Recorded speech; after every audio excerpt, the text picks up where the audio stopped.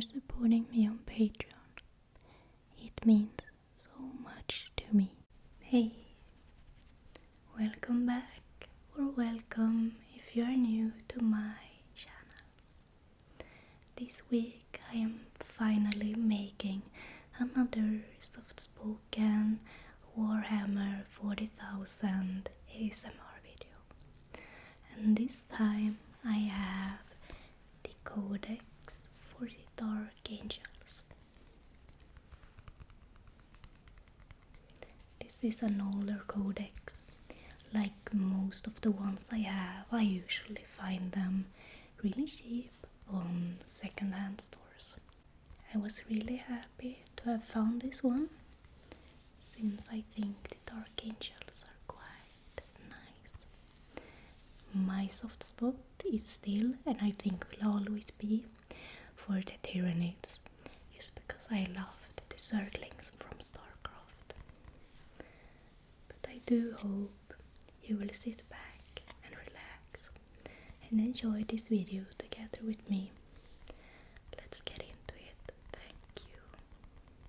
Here is finally another codex, Warhammer 40,000 Codex, the Dark Angels.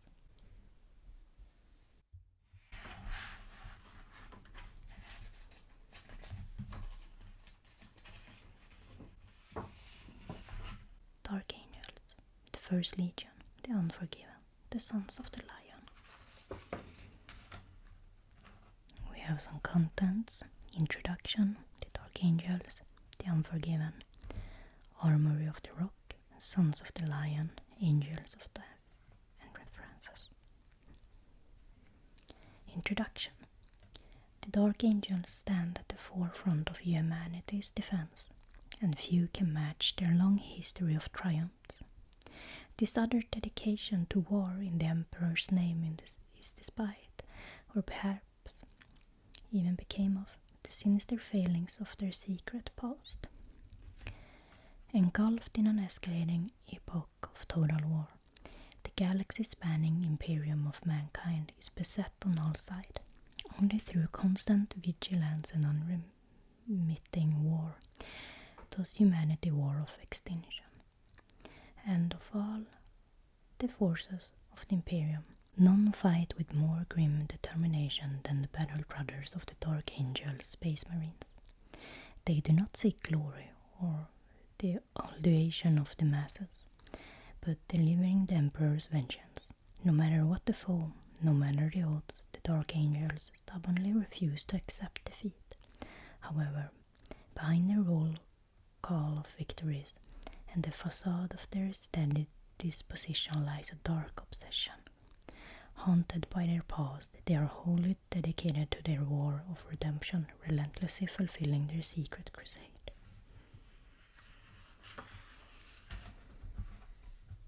Absolutely stunning, beautifully artwork. They are fighting against the Tyranids, and I really want to get into making a little Tyranid army of my own. I really enjoy the Tyranids. The Dark Angels. The Dark Angels were the first legion of Space Marines, genetically modified superhuman warriors created by the Emperor himself. Since fighting at the forefront of the Great Crusade, at the dawn of age of the Imperium, the Dark Angels have battled against mankind's most terrible enemies. Now, over 10,000 years later, the Dark Angels still heroically serve mankind. The Dark Angels are dreaded by their enemies and held in awe by those they protect. Yet, despite their unsurpassed battle record, the Dark Angels are not embraced by those whom they served. It does not take the heightened awareness of an empath to sense the unbrooding obsession that coils around the chapter. They bear an unsettling mien and are forever enshrouded by myths and insinuations. The stain of history. To understand the secretive Dark Angels, we must return to a time more than 10,000 years ago, when the Emperor walked as a man, striding from a dark gates of regression, superstition and subjugation. Although mankind once plied the stars, all links between inhabited planets were long severed. Most human populations were enthralled by Xenox or lived in the ruins of their once great civilizations. It was in this bleak era that the Emperor rose to reunite Terra, the fabled birth planet of mankind. Caliban was as harsh an environment as any in the galaxy. In the dire forests that covered the globe lived creatures warped by unnatural forces, twisted into hulking fiends that stalked the upper world. Despite the danger, Caliban had a human population, for it had been settled during the expansion of the Age of Technology. The young lion.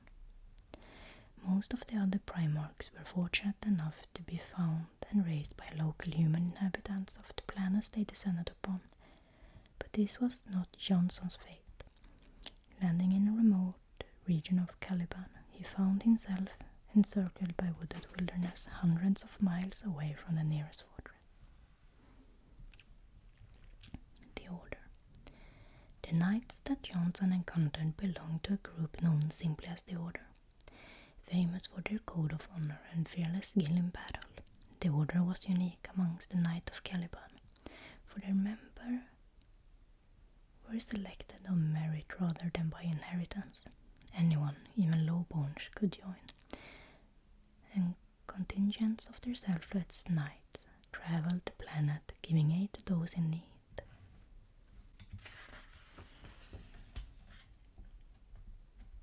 The Emperor reaches Caliban.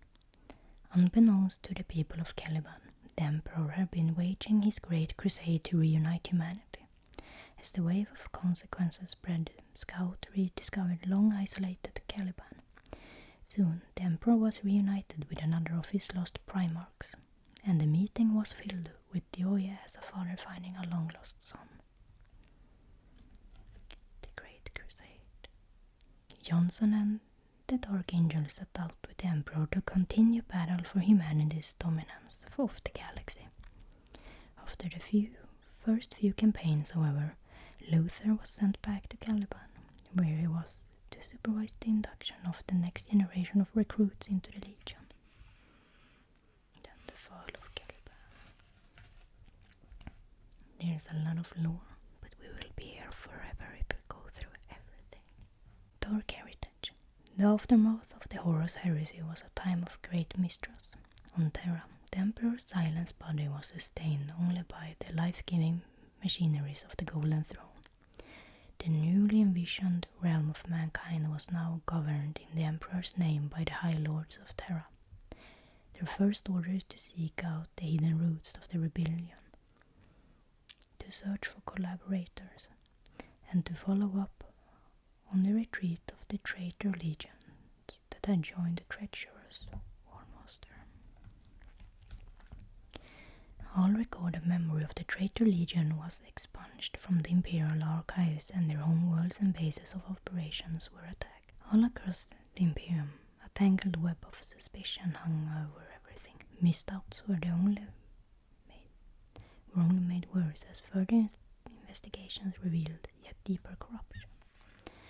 Thus began the Age of the Imperium, an era steeped in paranoia, recriminations, and vengeance. After all, if Horus, the right hand of the Emperor, could turn traitor, who might be next?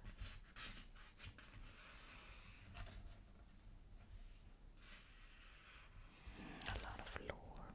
Chapter organization. When the Space Marine Legions were broken down into smaller chapters, the Dark Angels were one of the few that did not strictly follow the organization laid out in the Codex Astartes. Some, such as the Space Wolves, were bold in their disregard, but the Dark Angels are subtler in their transgressions, and an outside observer might be hard-pressed to spot the difference. The different companies. Reclusiasm, First Company, Chapter Command, Second Company, Librarius, Third Company, Fourth Company, Fifth Company, Sixth Company, Seventh Company, Eighth Company, Ninth Company, Armory, 10th Company, and up the carrion.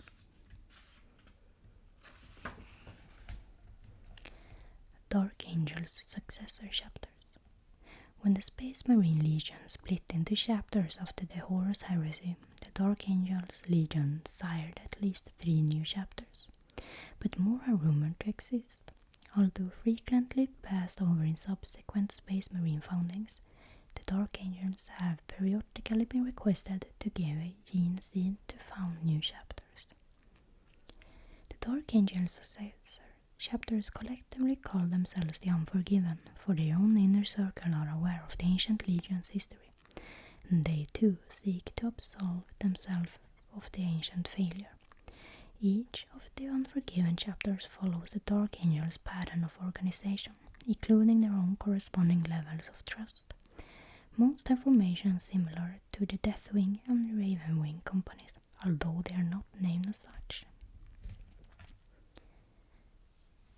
The Angels of Vengeance. The deeds of the Angels of Vengeance are even less known than those of the other Unforgiven chapters, for they shun fame and laurels, instead concentrating on their duties to the exclusion of all else. They are a grim and dark organization, with all of their companies wearing armor of jet black. This is a tribute to the panoply worn by the original Dark Angels Legion when they first set out from Terra on the Great Crusade.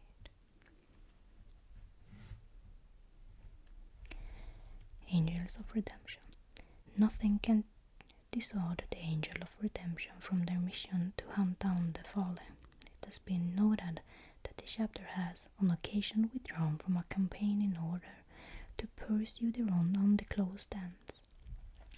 It was at the height of the defense of Gaethling Hive that the Angels of Redemption redeployed at the moment of the Orcs' final assault, leaving 7 brigades of Gaethling Hive Milita to face an Orcish horde 3 million strong. The Angels of Redemption were never called to account for this act, as there were no survivors to press an army form of inquiry. The Angels themselves embarked upon a hunt that led them to capture a fallen Dark Angel, a victory to them, worth the lives of the Gaethling Hive Milita and the population they fought to protect. The Consecrators. The Consecrator chapter is a mystery. No record of their existence have been found prior to the 30th century of the 40th millennium. The chapter's first appearance in the works of the field notary Corwin Quilt in his account of the Second Kubukin Schism. Guardians of the Covenant. It is not known from what founding the Guardians of the Covenant gave, only that they are 2 part of the Unforgiven. Their adopted home, world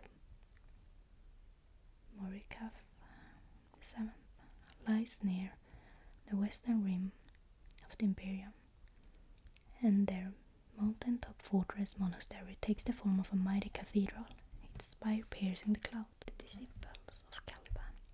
The founding of the Disciples of Caliban is shrouded in controversy. It is believed that Dark Angel's chapter master Anna Seal made a strong request of the High Lodge of Terra for a chapter to be raised in the 37th millennium. Much debate followed, for it's highly unusual for a chapter master to make such a request, and the reasons given by the Dark Angels for their petition were never shared, although it was eventually granted and the Disciples of Caliban created. Some have suggested that Anna Seal must have had some sort of leverage over at least one of the High Lords of Terra for such a thing to have been achieved. The Angels of Absolution.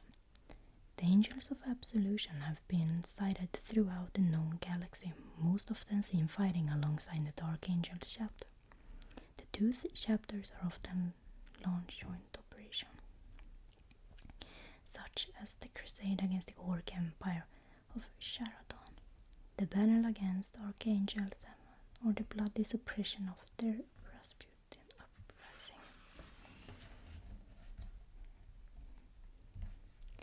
The hunt for the fallen. That the fallen exist is the anathema to the Dark Angels of the Inner Circle. That those who turned up upon the Lion and cast his demise are still alive is an affront to the Space Marines that were made in his image, a stain on their honor. For the Unforgiven to gain redemption, the betrayers must be hunted down and made to repent.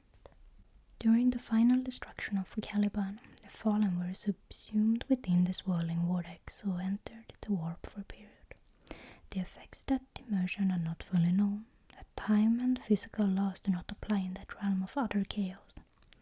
At least some of the Fallen were quickly cast back into real space, scattered across the vast spread of the galaxy. The Fallen. Although the fallen Dark Angels choose the ruinous powers over their brethren, not all have succumbed to the power of chaos in the same degree. Some of the fallen have embraced the power of the Dark Gods, becoming true Chaos Space Marines.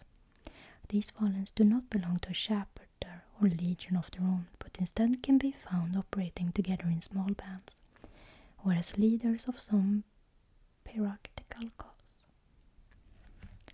The Deathwing.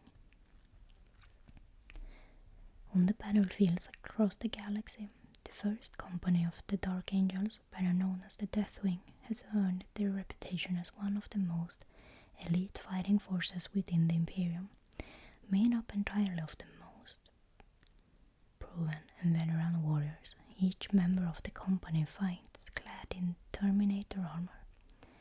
Each of the bulky suits is a vulnerable and nigh impenetrable relic from a previous age, and the secrets of their making are either forgotten or so rare and hoarded that they are as good as lost.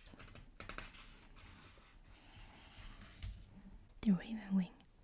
The second company of the Dark Angel chapter is even more unusual than the Deathwing, clad in not the usual green panoply of their Dark Angel brothers, but in grim black armor. The Raven Wing formation is built for speed. The majority of Space Marines in the company are deployed to battle on bikes, with the remainder piloting some form of land speeder or fighter aircraft. History of the Dark Angels. Using the rock as their mobile base, the Dark Angels have crisscrossed the galaxy, bringing war to the Emperor's foes. Few Space Marines chapter can match their rolling call of victories, for they have fought in the forefront of many of the most crucial battles in the Imperium's history. For the Dark Angels, however, it is never enough. They remain the Unforgiven. Dawn of the Imperium.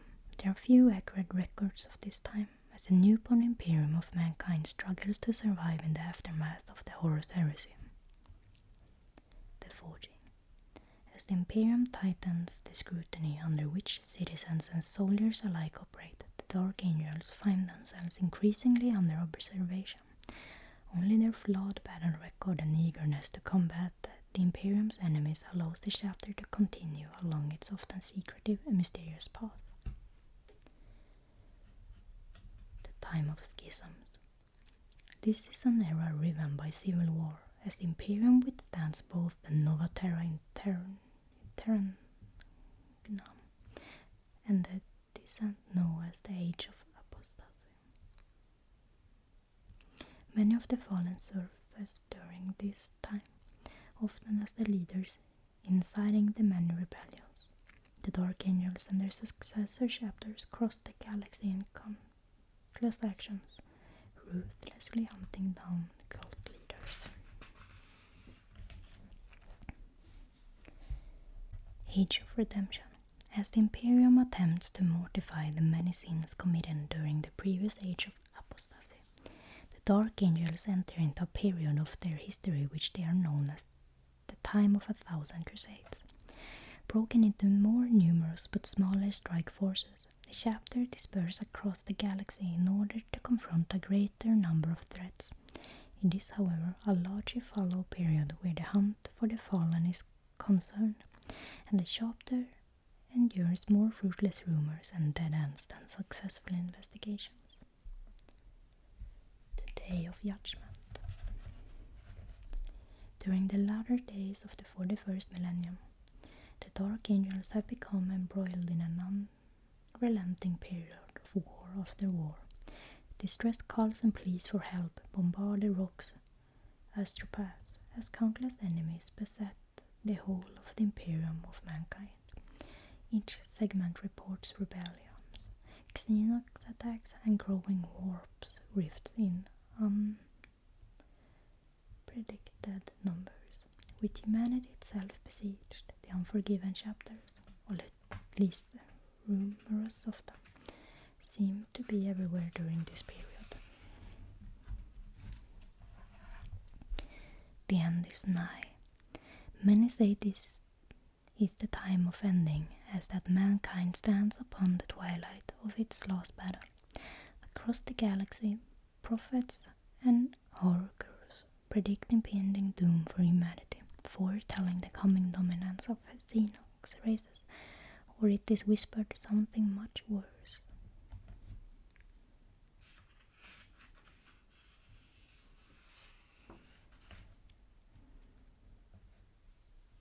I really want to get into reading more lore-heavier books, even though these codexes covers a lot of lore. We could be here for a whole day if we would read everything. The Unforgiven. This section of the book details the forces used by the Dark Angels, their weapons, their units, and their special characters that lead them to war. Each entry describes a unit and gives them the specific rules you will need to use it in your games. Company Masters, Lords of the Unforgiven, Keepers of a Secret Key. To lead the Dark Angels requires a battle-hardened veteran, a dedicated warrior who has proven his prowess and chapter loyalty 1,000 times over. Such heroes advance into the fabled Deathwing, the first company, but in order to be considered for command, a Space Marine must distinguish himself yet further. Chaplains and Interrogator Chaplains. The Space Marine Legions were created long before the development of Imperial Creed and the dominion of the Adeptus Ministorum. As a result, every Space Marine chapter had its own cult practices and its own attendant priests. The spiritual leaders of the Space Marines are known as the chaplains, and for over 10,000 years they have led the holy rites of their chapters. Librarians. Many recruits do not survive the process that transforms them into Space Marines, and fewer still can endure what it takes to become a Space Marine librarian. To prevent the spread of mutation, each chapter subjects their initiates to testing so rigorous that it's in itself life-threatening. Such precautions are warranted, for the consequences of corrupted gene seed would be dire. Tech Marines. Keeping war gear and fighting vehicles at peak efficiency while being on a campaign for months or even years at a time is no easy task. For the wear of battle grinds down even the toughest constructs. Command Squad. The highest ranking Dark Angels are often accompanied by a Command Squad, a handpicked unit of 5 most able company veterans. The Codex Astartes sanctions the formation of these units largely as bodyguards for key masters of the chapter.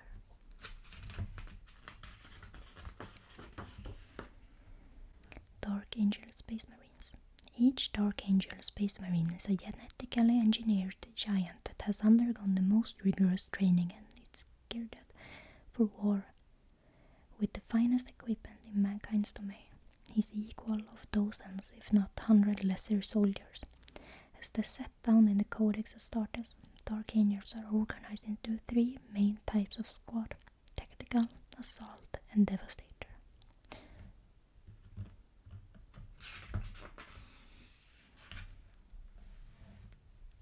Company Veteran Squads. The Dark Angels are a solemn chapter, not given to grandiose displays or act of self-aggrandizement. Yet that is not to say that the Dark Angels do not reward heroism or recognize the brethren who perform extreme deeds of bravery. Scout Squads. The Dark Angels' history is replete with valiant actions performed by Space Marine Scouts. Not as heavily armored as their more experienced brethren. Scouts are often deployed as light infantry or recon units, picking their way through the enemy territory to unleash attacks upon the vulnerable foes or securing vital terrain in advance of the main army.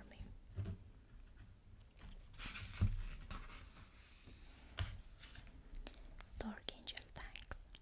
The Dark Angel maintain a great variety of armored transports and battle tanks in the vast arch base within the rock. Some vehicles are held by each company, while others are allocated from the chapter's armory, where a cadre of tech marines oversees and individually blesses every component of these sacred machines. Land Raiders.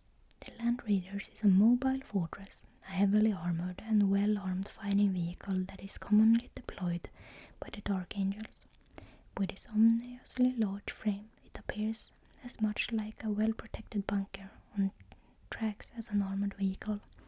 Yet, despite its bulk, a powerful engine allows the Land Raider to move with considerable speed.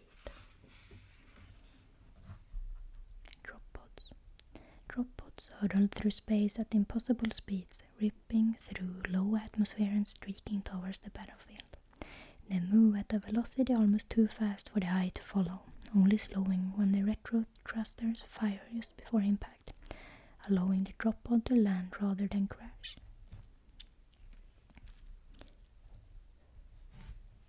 Dreadnoughts. Dreadnoughts are massive fighting machines that bristle with weaponry.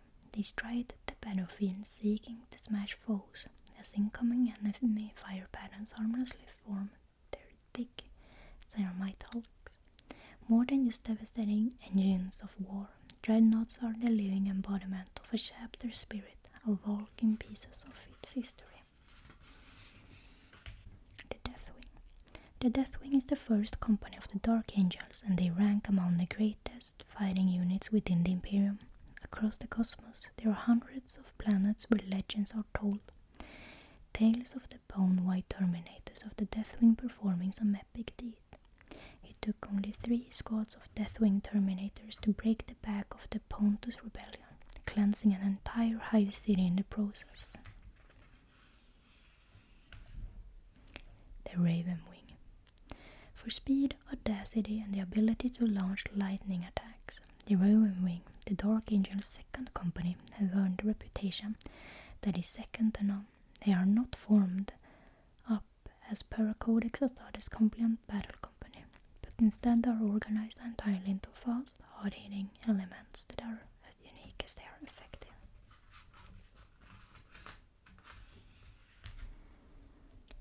Raven Wing Land Speeders. If bike-mounted Space Marines form the mainstay of the Raven Wing, then Land Speeders provide the bulk of the second company's heavier firepower.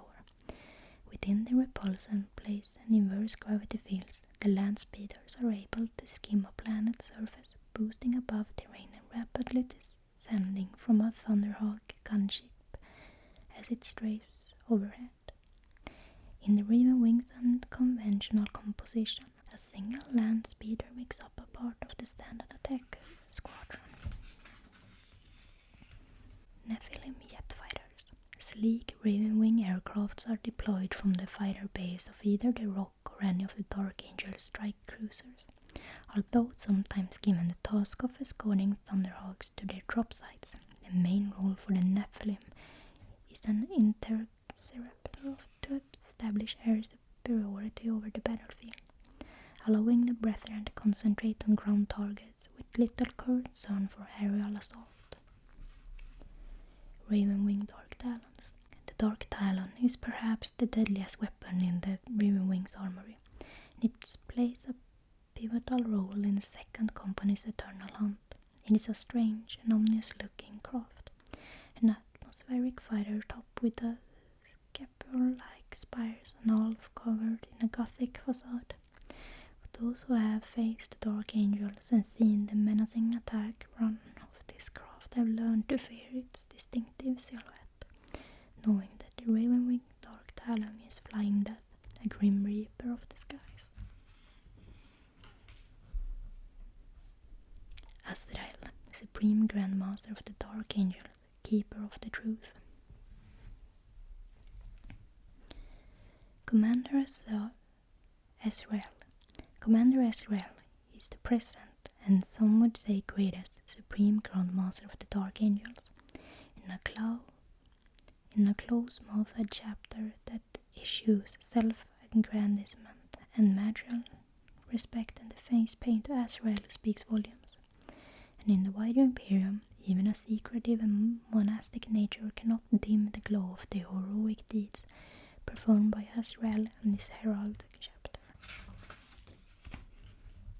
Ezekiel, Grandmaster of Librarians, holder of the key, keeper of the books of salvation.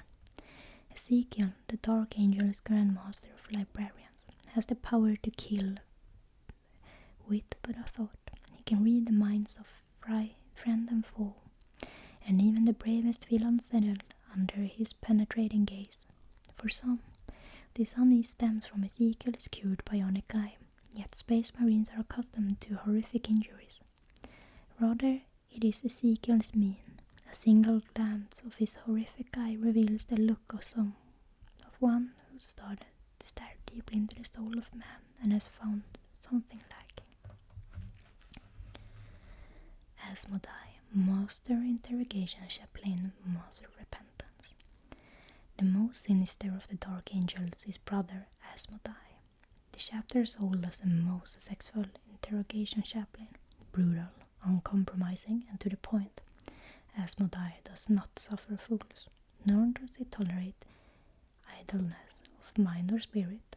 In his obsession, which has grown with his age, Asmodai has become a living embodiment of duty, openly disclaiming that all does not pertain to battle, the chapter's goal, and ultimately to the secret hunt that drives him, whether on the battlefield, at council with the inner circle, or in the dungeons administering to one of the heretical fallen, or anyone who might have information about them. Asmodai is a merciless bringer of death, a true Dark Angel. Belial, Grandmaster of the Deathwing, bearer of the Sword of Silence. To be named the Grandmaster of the Deathwing is to be named a lion of the battlefield, a tactician without peer and the chapter's most loyal paladin. Grandmaster Belial, to whom the title currently belongs, has earned such an honor with deeds that will fill volumes if the Dark Angels allowed such a thing to be written. Samael, Grandmaster of the Raven Wing and leader of the Hunt. It is a master's place to lead his company in war, and throughout the battle-ridden history of the Dark Angels, no company has suffered more than leaders slain in duty than the Raven Wing. Given the number, dangerous battlefield roles, and the fabled second company performs, it is a testament of supreme skill that the masters survive as long as they do.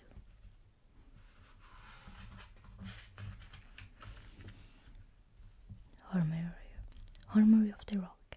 This section of the Codex Dark Angels lists the weaponry and equipment used by the Dark Angels and their successor chapters, along with the rules for using them in your games of Warhammer 40,000. Different weapons and rules, all of that. Melee weapons.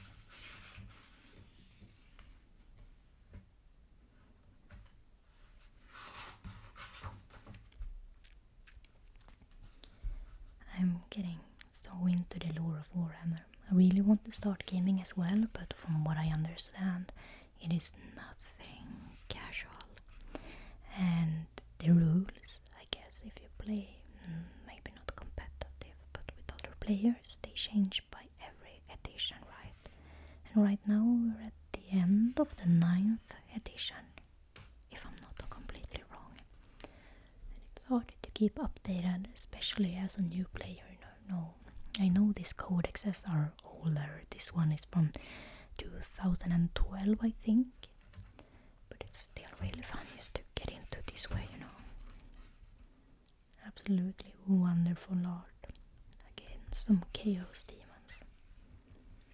Sons of the Lion. Sons of the Lion. Dark Angel Space Marines are a rewarding army to collect, as they have a plethora of fantastic characters, troops, and vehicles at their disposal. And being able to paint them as the box art is really cool. I recently actually found a second hand. It's not complete like a starter pack. It was a gamble. You were not allowed to open the box. So I bought it. It's the starter set with some Necrons and Space Marines, and it's not complete, but I guess I can start just practice painting. I think that's nice. I still want a Tyranid army. I really enjoy them.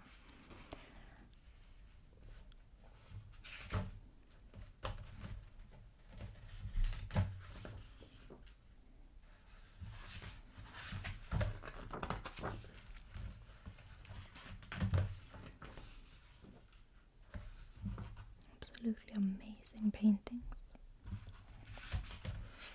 Like the box art of these characters. Absolutely beautiful. Loving the colors. Angels of Death. The following army list enables you to field an army of Dark Angel Space Marines and fight battles using the missions included in the Warhammer 4000 rulebook. So this is just a list of the last ones.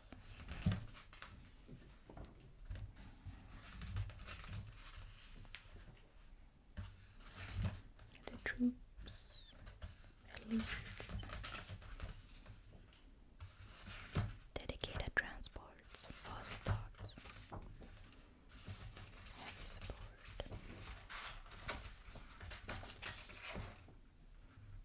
reference and special rules.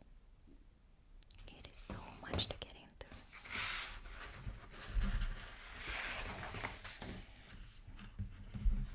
I'm really enjoying going through these. Never forget, never forgive. I really hope you enjoyed this video. This was a little bit shorter. I'm really trying not to make these videos too long. But I hope you enjoyed it. And I hope to see you soon again.